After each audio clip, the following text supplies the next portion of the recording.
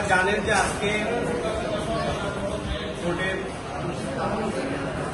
কোটা নিয়ে শুনানির বিষয়টি ছিল, সেটা যে বিষয়টি এসছে যে স্থিতি অবস্থায় আছে।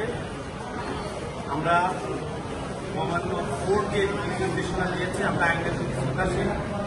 সেই ক্ষেত্রে মুক্তিযোদ্ধার সন্তানরা যে যেখানে আছেন আপনারা আইনের প্রতি শ্রদ্ধা রেখে যার যার মতো কাজ করবেন এবং কোর্ট আগামীতে যেভাবে দিক নির্দেশনা দিবে, যেহেতু এটা বিচারাধীন বিষয় সেই বিষয়ে আমরা কিছু বলতে চাই না।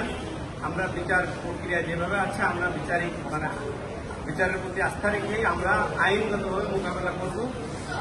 যেভাবেই আসুন আমরা সেই বিষয়টা সেই সময় উপস্থিত সময় আমরা মোকাবেলা করব। মুক্তিযোদ্ধা সন্তানরা যে যেখানে আছেন আমরা মনে করি যে আমাদের যে নির্ধারিত কর্মসূচি ছিল হাইকোর্টে শান্তিপূর্ণভাবে অবস্থান, সেটা আমরা শান্তিপূর্ণভাবে অবস্থান করেছি। আজকের মতো আমাদের এখানে কর্মসূচি শেষ এবং আগামীতে দেশ জাতির স্বার্থে যদি আমরা যে কোনো কর্মসূচি দিই সেই সময় আপনারা সমবেত হবেন এবং আপনারা সবসময় উপস্থিত থাকবেন।